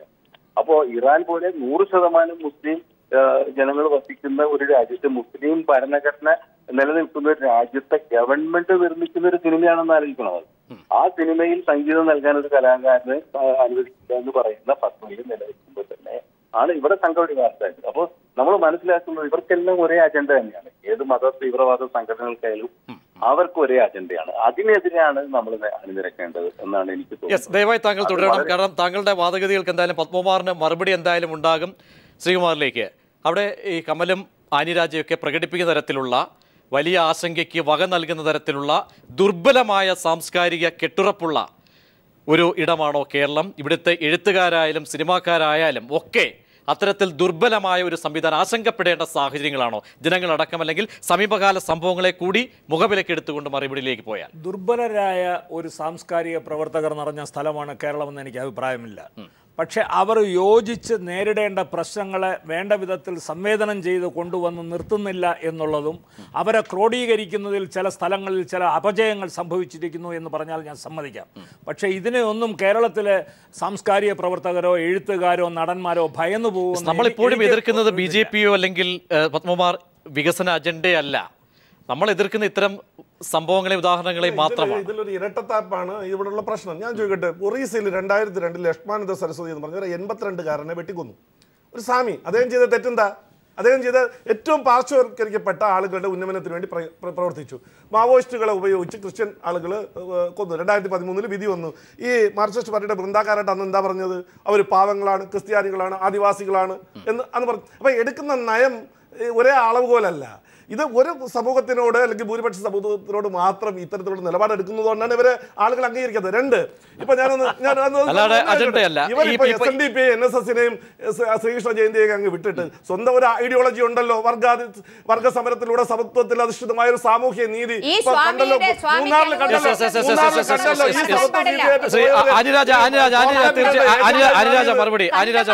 കോടതികളിൽ പറഞ്ഞോളൂ കേൾക്കാം.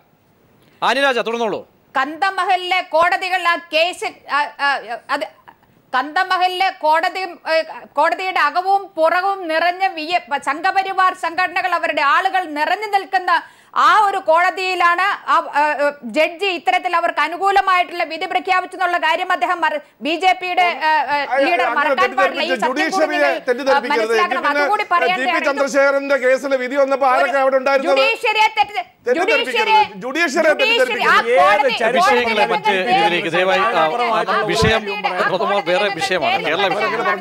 അതുകൊണ്ടാണ് പറയുന്നത്. ചർച്ചയിലേക്ക് വളരെ കുറച്ച് സമയം മാത്രമാണുള്ളത്.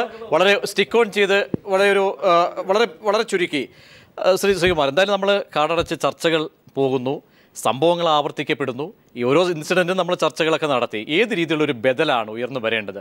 അതിനുള്ള പ്ലാറ്റ്ഫോമിനുള്ള സാധ്യതകൾ എത്രത്തോളമാണ് നിലവിലെ സാഹചര്യത്തിൽ? ഇന്ത്യയിൽ ഇന്ന് സാധാരണക്കാരായ മനുഷ്യരെ സംഘടിപ്പിക്കുന്നതും ഇതുമായിട്ട് നിൽക്കുന്നതിന് വളരെ പ്രസക്തി ഇവരൊക്കെ പറയുന്നത് ഇടതുപക്ഷത്തിന് ശക്തി കുറവാണെന്ന് പറഞ്ഞാലും ഏത് ശക്തി കുറവിൻ്റെ പുറത്തും ഇന്ത്യയിലെ വളരെ ശക്തമായ ശബ്ദം പല സ്ഥലത്തുനിന്നും പുറപ്പെടുവിച്ചിട്ടുള്ളത് ചരിത്രപരമായ ഇടതുപക്ഷക്കാരാണ്. ആ ഇടതുപക്ഷം ഇക്കാര്യത്തിൽ വളരെയേറെ ഗൗരവമായി എടുത്തുകൊണ്ട് തന്നെ ഇവിടുത്തെ സാധാരണ കലാകാരന്മാരെ എല്ലാവരെയും കൂടെ സംഘടിപ്പിച്ചിട്ട് ഇതിന് ശക്തമായ ഒരു മൂവ്മെൻറ്റ് തന്നെ ആരംഭിച്ച് വിട്ടില്ല എന്നുണ്ടെങ്കിൽ ഇത് BJP ഇതല്ല ഇതിനപ്പുറം നടത്തുന്ന വിധത്തിലേക്ക് പോകുമെന്നുള്ളത് തീർച്ചയാണ്. ഇത് തടയാനായിട്ട് സാധിക്കുന്നത് കേരളത്തിനെ സംബന്ധിച്ചുള്ള ഇടതുപക്ഷത്തിന് മാത്രമേ ഒക്കുള്ളൂ. ഇടതുപക്ഷത്വമാണ് ഇവിടുത്തെ ശക്തമായ കാര്യം, ന്യായമായ കാര്യം, സാധാരണക്കാരന് വേണ്ടി നിൽക്കുന്നു എന്നുള്ളത് കൊണ്ട് തന്നെയാണ് BJP കോൺഗ്രസിനെ ആക്രമിക്കുന്നതിനേക്കാളും കേരളത്തിൽ കൂടുതലായിട്ട് കമ്മ്യൂണിസ്റ്റുകാരും തകർന്നു എന്ന് പറഞ്ഞുകൊണ്ടിരിക്കുന്നു. ഒരു സീറ്റ് പോലും കിട്ടിയില്ല. അതിനു മുമ്പേ മറ്റവർ തകർന്നു, നിറഞ്ഞു വയ്ക്കുന്നവർ തകർന്നു എന്ന് പറയണം. ഈ കണക്കിന് ഒരു 5 സീറ്റും കൂടെ കിട്ടിക്കഴിഞ്ഞാൽ ഇവർ എന്തൊക്കെ പറയുമെന്നുള്ളത് ഇവിടുത്തെ നാട്ടുകാർ സ്വീകരിച്ചോളണം. ഇത് നാട്ടുകാരെ ഉണരൂ, ഇല്ലെങ്കിൽ നിങ്ങളെല്ലാവരും നിങ്ങളുടെ മുമ്പിൽ കാണാൻ പോകുന്നത് ഭീകര രാത്രികളാണെന്ന് മാത്രമാണ് എനിക്ക്. അവിടെ ഈ പറയുന്ന ഒരു സിനിമാ പ്രവർത്തകൻ അല്ലെങ്കിൽ സാംസ്കാരിക ഇടപെടൽ നടത്തുന്ന വ്യക്തി എല്ലാ ആ വശങ്ങൾ കൂടി ഉൾക്കൊണ്ടുകൊണ്ട് പറഞ്ഞാൽ, കാരണം ഇതൊരു സാധാരണക്കാരന്റെ രോഷമാണ് ഒരുപക്ഷെ താങ്കൾ പ്രകടിപ്പിച്ചത്. ഓക്കെ, അവിടെ ഇക്കാര്യങ്ങളെ കൂടി, കാരണം സമാനഗതിയിലുള്ള സംഭവങ്ങൾ ആവർത്തിക്കുന്നു, അതിനെതിരെ നിങ്ങളടക്കമുള്ള മേഖലകളിൽ നിന്നുള്ള പ്രതിഷേധങ്ങൾ ഉയർന്നു വരുന്നില്ല എന്ന വിമർശനം ഏറ്റെടുത്തുകൊണ്ടുള്ള ഒരു മറുപടി. അത് വാസ്തവത്തിൽ എൻ്റെ മേഖലയിലെ കംപ്ലീറ്റ് കാര്യങ്ങൾ സമാഹരിച്ച് ഏറ്റെടുക്കുവാൻ കഴിയുന്ന ശക്തി എനിക്ക് ആ മേഖലയിലുണ്ടോ എന്നുള്ളത് എനിക്ക് തന്നെ അറിയാത്തൊരു കാര്യം. ഒരുപക്ഷെ ഇന്ന് ചർച്ചയിൽ പോലും ഒരുപക്ഷെ ഞാൻ ചർച്ചയിൽ പോലും അത് പറയാൻ കാരണം ഇന്നിപ്പോൾ കമലോ അല്ലെങ്കിൽ താങ്കളോ മാത്രമാണ് ഒരുപക്ഷെ ഈ വിഷയവുമായി ബന്ധപ്പെട്ട് പ്രതികരണങ്ങളിലേക്ക് തേടിയപ്പോൾ മുന്നോട്ട് വന്നത്. അവിടെ ഒരുപക്ഷെ മുൻനിര പേര് പോലും ഒരുപക്ഷെ നമ്മൾ പറയാൻ ആഗ്രഹിക്കുന്നില്ല. പല താരങ്ങൾ പോലും അവരെ വിളിച്ചപ്പോൾ പോലും അവരൊരു ഭയപ്പാട് കൂടി പിൻവലിയുന്ന ഒരു സാഹചര്യത്തിലേക്ക് പോകുന്നു. അത് സിനിമയുടെ ഒരു ശാപമാണ്. തുറന്നു പറഞ്ഞു കഴിഞ്ഞിരുന്നാൽ എൻ്റെ എല്ലാം പോയി എന്ന് പറയുന്ന പഴയ ഒരു സങ്കല്പം കണ്ടുകൊണ്ടിരിക്കുന്ന ഈ അതാണ് ഞാൻ നേരത്തെ ചോദിച്ചത്. പരിവാർ ശക്തികളെ അവർ നിർണ്ണയിക്കുന്ന വഴിയെ കൂടെ സഞ്ചരിക്കുന്നുണ്ടോ, അവിടെ വിമർശനം ഉൾക്കൊള്ളേണ്ടതുണ്ടോ? ഉണ്ട്. സിനിമയ്ക്കകത്ത് വളരെ ശക്തമായ ഒരു വിഭാഗം സ്വന്തമായ അഭിപ്രായം പറയാൻ തന്നിടമുള്ളവരുണ്ട്. അവരെ ഒന്നും നിങ്ങൾ രജനീകാന്തിന്റെ വിഷയമായിട്ടുകൂടി ആ തലത്തിലുള്ള പ്രതിഷേധങ്ങൾ എന്തുകൊണ്ട് ഉയരുന്നില്ല എന്നതാണ് എൻ്റെ ചോദ്യം. ആ തരത്തിലുള്ള പ്രതിഷേധങ്ങൾ തീർച്ചയായും ഉയരും. ഇന്നിപ്പം വന്നിട്ടുള്ളതല്ലേ. തീർച്ചയായിട്ടും ഈ അവിടെ ഉടൻ തന്നെ സിനിമ പല സ്ഥലത്തായിട്ട് ചെതറി കിടക്കുമ്പോഴത്തേക്ക് അവർ വന്ന് ഒന്നിച്ച് കൂടുമ്പോൾ ഈ പ്രശ്നം ഞങ്ങൾ ഉയർത്തിക്കൊണ്ട് വരും. തീർച്ചയായിട്ടും ഞങ്ങൾ ഉയർത്തിക്കൊണ്ട് വരും. ഞങ്ങളെ കടമകൾ ചെയ്യും. ഞങ്ങൾ ഇതിലൊന്നും കുലുങ്ങുന്നവരുമല്ല. ഒരു ഭയവും ഇല്ല ഇതിനകത്ത്. കേരളത്തിനെ സംബന്ധിച്ചിടത്തോളം വളരെ ശക്തമായി തന്നെ നിൽക്കും. ശ്രീ കമൽ, താങ്കൾ ടെലിഫോൺ ലൈനിലുണ്ടോ? ഹലോ, പറഞ്ഞോളൂ. ഇവിടെ ഒരുപക്ഷെ പൊതുവികാരം, ഞാൻ പ്രകടിപ്പിച്ച ഒരു വികാരം താങ്കൾക്ക് എന്തായാലും മനസ്സിലായി കാണും. അവിടെ സിനിമാ മേഖലയിൽ നിന്നുണ്ടാകുന്ന ഇത്തരം വിഷയങ്ങളിൽ പോലും കാര്യമായൊരു ഇടപെടൽ സാംസ്കാരിക മേഖലയിൽ നിന്നും ഉണ്ടാകുന്നില്ല. ഞാൻ ഇന്നത്തെ ഉദാഹരണം മാത്രം എടുത്തുകൊണ്ടല്ല പറയുന്നത്. കൽബുർഗിയുടെ ആയാലും അല്ലെങ്കിൽ KS ഭഗവാന് നേരെ ഏറ്റവും ഒടുവിലായി വന്ന ഭീഷണിയുടെ സംഭവം എടുത്താലും അല്ലെങ്കിൽ പെരുമാൾ മുരുകൻ്റെ വിഷയമാണെങ്കിൽ പോലും ഒന്നും തന്നെ അത്തരത്തിലുള്ള വലിയ പഴയ കാലഘട്ടത്തെ ഓർമ്മിക്കുന്ന മാതിരി വലിയ തോതിലുള്ള ഒരു ഇടപെടലോ സ്വരങ്ങളോ ഒന്നും ഉയരുന്നില്ല. ഇതൊക്കെ കൂടിയാണോ ആകെ തുകയായി ഒരുപക്ഷെ മൂല്യച്യുതിയിലേക്ക് നിങ്ങളടക്കം പറയുന്ന തലത്തിലേക്ക് എത്തപ്പെടുന്നത്? തീർച്ചയായും അങ്ങനെ നമ്മൾ സംശയിക്കേണ്ടിയിരിക്കുന്നു. ഇവിടെ നേരത്തെ ശ്രീകുമാർ പറഞ്ഞതിന് ഒരു യഥാർത്ഥ പിക്ചർ ഉണ്ട്. ഇപ്പൊ ഇന്ന് നിങ്ങൾ പലരെയും വിളിച്ചിട്ട് അവരാരും വന്നില്ല, പ്രതികരിക്കാൻ വന്നില്ല എന്ന് പറയുമ്പോൾ തന്നെ അതൊരു സൂചനയാണ്. കാരണം ആരെയൊക്കെയോ എന്തിനൊക്കെയോ ഭയപ്പെടുന്നുണ്ട്. അതൊരു സത്യമാണ്. അത് എഴുത്തുകാരുടെ ഭാഗത്തുമുണ്ട്. ഇപ്പൊ ഇത്തരം പ്രതിഷേധങ്ങളുമായിട്ട് പ്രതികരിക്കാൻ ആദ്യം മുൻപിലുണ്ടാകുന്നത് ഒരു കാലഘട്ടത്തിൽ എഴുത്തുകാരായിരുന്നു. ആ എഴുത്തുകാരൊന്നും നമ്മൾ കാണുന്നില്ല. അപ്പൊ സിനിമാക്കാർ പലപ്പോഴും ഇത്തരം കാര്യങ്ങളിൽ ഒരു പിന്തിരിപ്പൻ സമീപനമുള്ളവരാണ് പണ്ട് മുതൽ. കാരണം ഇതൊരു വാണിജ്യ മേഖല കൂടി ആയതുകൊണ്ട്, കല ഒരു ബിസിനസ് കൂടി ആയതുകൊണ്ട് എന്റെ സിനിമയുടെ വിപണനത്തെ അത് ബാധിക്കുമെന്ന് ഭയപ്പെടുന്നവരാണ് ഈ വലിയ കലാകാരന്മാരൊക്കെ തന്നെ. അപ്പൊ അതായിരിക്കാം ചിലപ്പോ ആദ്യം ചാടിക്കയറി മുന്നോട്ട് വരാൻ ഭയപ്പെടുന്നത്. അതൊരു വലിയൊരു ദൗർഭാഗ്യം തന്നെയാണ്. കാരണം ഇങ്ങനെയുള്ള ഒരു അവസരത്തിൽ പ്രതികരിച്ചില്ലെങ്കിൽ പിന്നെ നമ്മളൊക്കെ എപ്പോഴാണ് പ്രതികരിക്കുക എന്നുള്ളൊരു ധാർമ്മിക ബോധം തീർച്ചയായും അത് വളരെ ചോദ്യമായി തന്നെ വരുന്നത്. വളരെ വ്യക്തമായൊരു മറുപടിയാണ് ശ്രീ കമൽ. വളരെ നന്ദി താങ്കൾ ഈ അവസരത്തിൽ പ്രതികരിച്ചത്. ശ്രീമതി ആനി രാജ, അതാണ് ഞാൻ പറഞ്ഞത്. ചെറുതെ ചർച്ച ചെയ്തിട്ട് പോയിട്ട് കാര്യമില്ല. അവസാനമായി നമുക്കൊരു കാഴ്ചപ്പാടിലേക്കെങ്കിലും എത്തണം. അതാണ് എൻ്റെ ചോദ്യം. താങ്കൾ എന്തായാലും ദേശീയ തലത്തിൽ പോലും ദില്ലിയിൽ നിന്ന് പ്രവർത്തിക്കുന്ന ഇടപെടുന്ന ഒരു വ്യക്തിയാണ്, വനിതയാണ്. അത്തരത്തിൽ വരും ദിവസങ്ങളിൽ ഇതോ അല്ലെങ്കിൽ വരാൻ പോകുന്നതിൻ്റെ ഭീഷണിയുടെ സ്വരങ്ങളൊക്കെ ഉൾക്കൊണ്ടുകൊണ്ടോ ഏത് രീതിയിൽ വളരെ ചുരുക്കി ഒരു പ്രതിഷേധമായിരിക്കും ഒരുപക്ഷെ രൂപപ്പെടേണ്ടത്?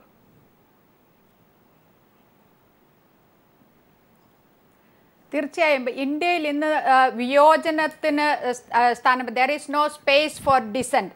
അതാണ് അത് മാത്രവുമല്ല, നമ്മൾ എന്ത് വസ്ത്രം ധരിക്കണം, എന്ത് ആഹാരം കഴിക്കണം, എന്ത് പുസ്തകം വായിക്കണം, ആ പുസ്തകത്തിലെ കണ്ടന്റ് എന്തായിരിക്കണം, ആര് ഭരിക്കണം, ഈ സ്ഥാപനങ്ങളൊക്കെ ആര് ഭരിക്കണം, എന്ത് സിനിമ കാണണം എന്നൊക്കെയുള്ള ഈ ചിലരുടെ നിർബന്ധ ബുദ്ധി, അത് തീർച്ചയായും ഫാസിസ്റ്റ് സൂചനകളാണ്. ഇന്ന് രജനീകാന്തിനെതിരെ അദ്ദേഹം അഭിനയിക്കാൻ പാടില്ല എന്ന് പറയുന്നുണ്ട് എങ്കിൽ അത് തൊഴിൽ ചെയ്യാനുള്ള അവകാശത്തിന് മേലുള്ള കടന്നുകയറ്റമാണ്, ഫാസിസ്റ്റ് കടന്നുകയറ്റമാണ്. ആ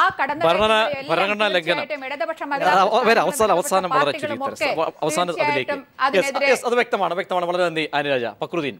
അല്ല, ഞാൻ ഒരു കാര്യം പറഞ്ഞു, ഇത് പറയാതെ പോയി. ഇന്നിപ്പം ഈ ഹിന്ദുക്കളെ മതപരിവർത്തനം ചെയ്തു എന്നുള്ളതാണല്ലോ ടിപ്പു സുൽത്താനെതിരെ ഏറ്റവും വലിയ പ്രശ്നം. അങ്ങനെയാണെങ്കിൽ ഹിന്ദുക്കളെ അമ്പലത്തിൽ കയറ്റാതെ പാവപ്പെട്ട ഈ ശൂദ്രൻ തൊട്ട് താഴോട്ടുള്ള ആളുകൾ വേദം കേട്ട് കഴിഞ്ഞാൽ ചെവിട്ടിൽ ഈയം ഒഴിക്കണമെന്ന് പറഞ്ഞിരുന്ന ധർമ്മശാസ്ത്രങ്ങൾ അതനുസരിച്ച് വായിച്ച രാജാക്കന്മാർ ഇവിടെ മുണ്ടെടുക്കാൻ ചേർന്ന ലഹള നടത്തേണ്ടി വന്ന സ്ത്രീകൾ, ഈ സ്ത്രീകളെ ഇതിനെല്ലാം കാരണക്കാരായ ഹിന്ദു രാജാക്കന്മാർ തന്നെയാണ് ഏറ്റവും വലിയ ഹിന്ദു വിരുദ്ധന്മാർ. അവരെ വെച്ച് നോക്കുമ്പോൾ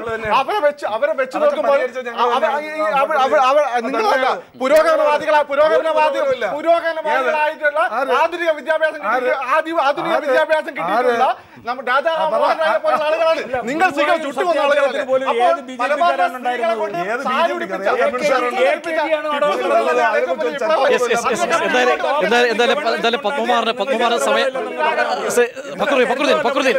ശ്രീകുമാർ, ദയവായി വളരെ ബ്രീഫായി, താങ്കൾക്ക് മറുപടിയുണ്ട്, മറുപടിക്ക് സമയമുണ്ട്.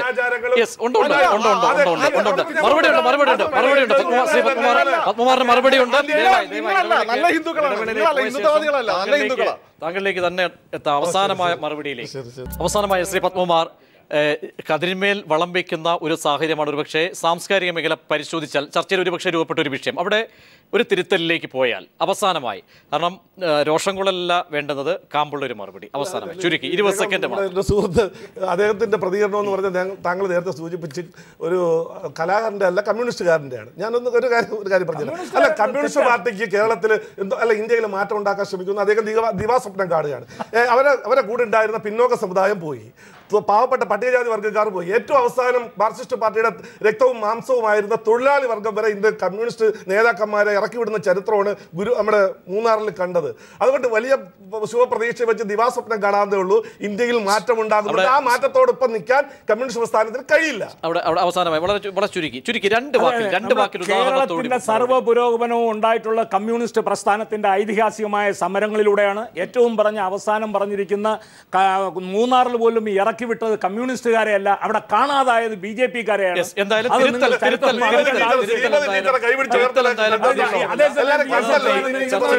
ചർച്ചയിൽ പങ്കെടുത്ത പത്മകുമാർ, ഒപ്പം തന്നെ ചലച്ചിത്ര താരം ശ്രീകുമാർ, ഒപ്പം തന്നെ സിനിമാ നിരീക്ഷകൻ ഫക്രുദ്ദീൻ അലി, ആനിരാജ, ടിപ്പു സുൽത്താന്റെ റോളിൽ അഭിനയിക്കുന്നതിൽ നിന്നും സൂപ്പർ താരം രജനീകാന്തിനെ BJP-യുടെ വിലക്ക്, ഈ വിഷയമാണെന്ന് ന്യൂസ് ആൻഡ് വ്യൂസ് പരിശോധിച്ചത്.